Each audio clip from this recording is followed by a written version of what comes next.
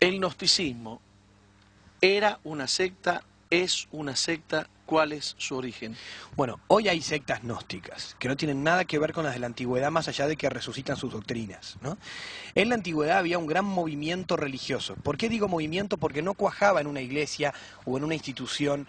Si bien daba lugar a muchas sectas, y había mucha variedad de sectas que tenían estas creencias. El gnosticismo es un cúmulo de creencias del cual participaban muchas sectas, que mezclaban varios elementos de distintas religiones y de la filosofía de Platón, de la filosofía de Pitágoras, creían en la reencarnación, separaban muy radicalmente el espíritu de la materia, consideraban que la materia era mala, por eso las mujeres eran un ser de segunda categoría, porque traía hijos al mundo, y al traer materia son un ser despreciable. Los gnósticos, contrariamente a lo que dice el Código Da Vinci, eran muy machistas, hablando en términos actuales. Justamente estos señores, cuando llega el siglo II, toman contacto con los cristianos que andaban diseminados por zona de Oriente y Europa, y entonces ven en la figura de Jesús una representación del Salvador en el que ellos creían que era otra cosa, alguien que venía de un décimo cielo, que no tiene nada que ver con la Biblia, y entonces empiezan a escribir unos textos que se llaman evangelios apócrifos, gnósticos, que son escritos por ellos y que no tienen nada que ver con el cristianismo. Era una religión... Digamos, es una religión claramente no anticristiana. Anticristiana porque, y está bien decir anticristiana, porque combatían a los cristianos, los insultaban. Ahora, ellos creen, entre otras cosas, en Jesús, a su manera. A su manera. Ellos creen que hay 10 cielos, y en el 10º cielo hay un super Dios espiritual. Que no es el de la Biblia. No, porque el Dios de la Biblia, el Dios del Antiguo Testamento, el Dios de Jesús, aparece ubicado en un 7º cielo como un Dios inferior, que ellos le llaman demiurgo, y que sería un pobre Dios infeliz que creó este mundo y que mezcló materia con espíritu, y que no es un verdadero Dios. Además, es inferior por haber creado la naturaleza. Claro, porque lo puro es espíritu para ellos. Todo lo que es material es malo. Por ellos no se casaban, no tenían hijos, tenían orgías sexuales, algunos, pero para humillar el sexo, pero jamás se procreaban, porque el ideal era destruir esta materia y volver al 10º cielo. De ahí que el famoso Evangelio de Judas, que recientemente ha salido, es un texto del año 180, no fue escrito obviamente por Judas, que ya estaba más que muerto, sino que fue escrito por autores gnósticos que justifican su doctrina gnóstica a través de este texto, donde mismo Jesús le diría a este supuesto Judas que debe liberarlo de este cuerpo de hombre que lo reviste, porque él es una chispa del 10º cielo. Claro, obviamente que muchas de estas cosas se le escapan. Eso creían en la antigüedad. ¿Hoy qué creen los gnósticos? Hoy los gnósticos creen cosas parecidas.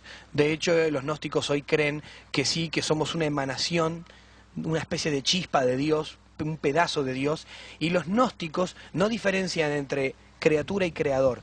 Es decir, esta famosa corriente que ahora se disparce por América Latina, que se llama metafísica cristiana, que no es ni metafísica ni cristiana, que dice que nosotros somos una gota de agua en el océano de Dios, entonces no hay diferencia entre Dios y nosotros. Somos divinos en sentido pleno, con lo cual ya no hay diferencia entre creador y criatura, y todos somos Dios. Eso se llama el panteísmo, es decir, pan, todo, teos, en griego, Dios, todo es Dios, el pasto es Dios, el gato es Dios, Dios está en todas partes, pero Dios es la planta, es decir, Dios como no está en la naturaleza como en el cristianismo, en el sentido de que Dios se distingue de ella, sino que Dios es como parte de eso. Claro. Eso creen los gnósticos. Son panteístas. Son panteístas. También creen Nosotros creemos que hay un Dios que crea el mundo diverso de la creación. Exacto, que es personal y que no se confunde con su criatura. Él es él y la criatura es criatura. Los gnósticos tienen una autosalvación, que ese es su principal combate con los cristianos. Ellos creen que nosotros nos salvamos mediante un conocimiento secreto y espiritual, de ahí el término apócrifo, que significa secreto, mediante un secreto espiritual revelado por alguna entidad de otro mundo, nosotros alcanzaríamos la salvación. No hay necesidad de redentor, no hay necesidad de gracia, no hay necesidad de un Dios que intervenga y me venga a salvar, porque soy yo que me salvo a mí mismo, y si no lo logro, tengo la reencarnación, con lo cual tengo varias vidas. Otro elemento anticristiano. En eso se parece a muchas religiones. Sí, exacto. Es que tomó eso de Oriente. Claro. Una de las cosas que ataca el gnosticismo desde su principio es la divinidad de Cristo. Sí, porque de hecho, bueno, en realidad ahí hay que hacer un matiz. Es Dan Brown el que confunde, que él dice que los gnósticos defendían la humanidad de Jesús. Si nosotros tenemos un poco de sentido común, los gnósticos atacaban la materia. Por lo tanto, ellos negaban que Jesús fuera humano. Ellos lo hacían tan Dios que no era hombre. Al revés de lo que dice Brown. Pero ahora, yo he tenido amigos gnósticos que me dicen que Jesús nunca dijo ser Dios. Claro, esos son los gnósticos modernos que han heredado de la herejía arriana que Jesús es un ser especial, pero no Dios. Es decir, no lo hacen ni totalmente hombre ni totalmente Dios, justamente lo que defiende la Biblia, ¿no? Que Jesús es plenamente hombre y plenamente Dios, es persona divina encarnada. Eso lo niegan de plano.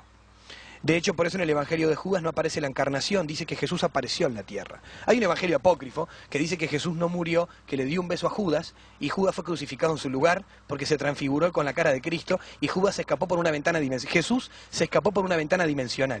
Es decir, cosas de estas que muestran que ellos negaban dos cosas: que Jesús fuera personalmente Dios, era un ser divino extraño, pero tampoco era humano. Ahora, esto de que la película muestra que la iglesia cristiana ha estado escondiendo desde su origen estas verdades que vienen del gnosticismo. Bueno, en realidad todo eso es un mito que se ha construido porque los evangelios apócrifos, que aquí yo traje varios tomos, este es uno, aquí hay un montón de textos que se dicen evangelios. Estos textos, los autores firmaban evangelios... Yo Sí. quiero hacer un bloque aparte con los evangelios apócrifos. Me encantaría, lo hacemos a continuación. Sí, sí. El tema es el siguiente: el origen de estas disputas, Sí. por supuesto, que tienen origen en supuestas verdades Sí. de evangelios apócrifos, es totalmente extraño el cristianismo Sí. y es anticristiano, ¿verdad? Sí, de hecho hay unos textos... No es que la Iglesia Católica o la Iglesia Cristiana eligió entre muchos evangelios. No, es que no están ocultos, Eso, están ¿no? arriba de la mesa, se pueden comprar, se pueden leer, pero son textos no cristianos, la Iglesia los rechazó. Es verdad que en una época, cerca de la Edad Media, los quemó, pero los quemó no para que no se supiera lo que decían, sino porque contaminaban la fe de sus fieles, con ideas extrañas. Entonces, obviamente, como un padre, si tiene un hijo, una revista de ideas que van contra los valores de la familia, se la rompe. No porque diga algo que no haya que saber, sino porque justamente, primero, no están ocultos. Ese es el nombre. En griego significa oculto, pero no están abajo de ningún lado. Tampoco le puso ese nombre la Iglesia cristiana. La Iglesia. Es verdad que los cristianos antiguos empezaron a identificar apócrifo con porquería, fantasía, no cristiano, no inspirado. Pero el nombre de apócrifo Se lo pusieron ellos los mismos. autores, sí. ¿Con qué fin le pusieron eso? Porque eran doctrinas secretas, por eso se llaman evangelios secretos.